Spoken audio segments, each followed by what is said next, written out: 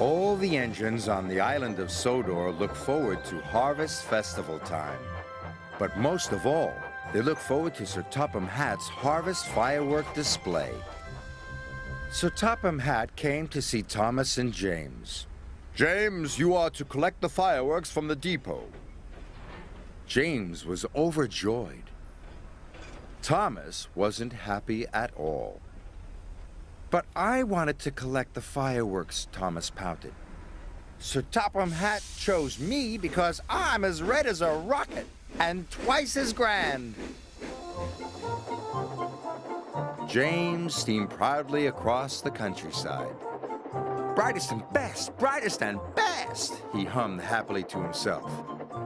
He was having a wonderful day. Thomas was still upset when he arrived at the shunting yards.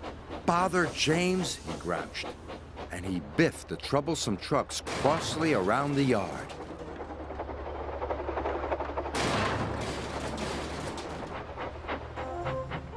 When James arrived at the depot, he was very excited. The freight cars were all ready for him, filled safely to the top with fireworks. James was coupled up with the precious cargo, and he steamed away.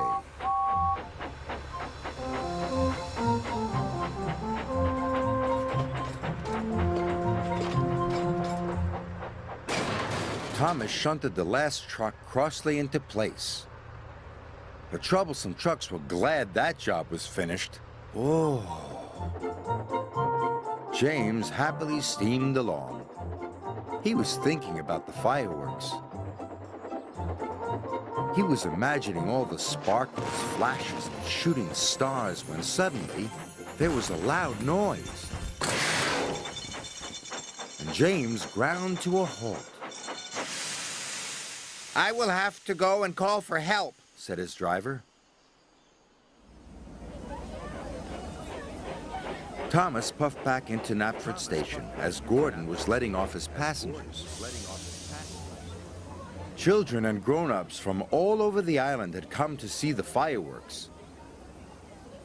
Seeing the children cheered Thomas up, but Sir Topham Hatt looked concerned. James has broken down, he said. You must collect him, Thomas, and bring him back, or the fireworks display will be canceled. "Oh, no," cried Thomas. "Then all the children will be sad." And he set off to collect James.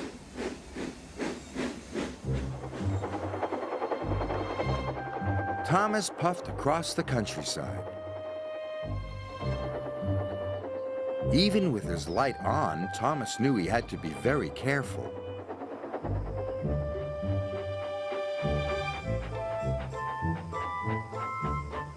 Thomas found James broken down on the track. "Hello, busted boiler," teased Thomas. "You don't look very useful now." James was upset.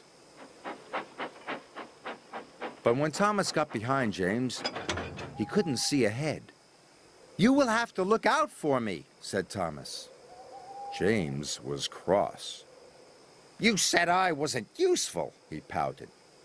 "But if the fireworks don't get to Knapford Station," puffed Thomas, "the display will be canceled."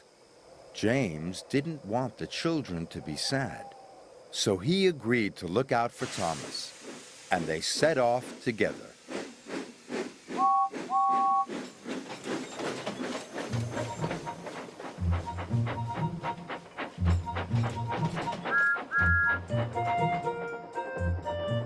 When the track was straight and clear, James called out, "Go faster, Thomas!" And Thomas did. They were soon working happily together and making good time. Sir Topham Hatt checked his watch. There was still no sign of Thomas or James. It's very late, he thought. It's almost the children's bedtime. Even Gordon was worried. "I'll have to cancel the display," said Sir Topham Hatt. So the disappointed children started to board the coaches.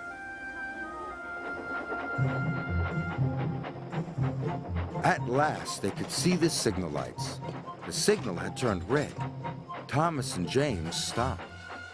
Why would the signal be red? Puzzled James. Maybe a passenger train is coming through, puffed Thomas. Gordon must be taking the children back, cried James. Thomas and James were very upset. We're here, they cried, and sounded their whistles as loudly as they could. But no one could hear them. The children were all on board. Gordon was ready to depart. Then Thomas had a bright idea. Send up a rocket, he told his driver. So his driver carefully lit a rocket. He stood well back as it whooshed into the sky. The rocket burst into stars. A sparkling dragon! Cried Sir Topham Hatt. It must be Thomas and James.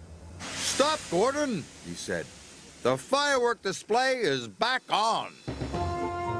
The junction signal turned to green, and Thomas and James were soon on their way.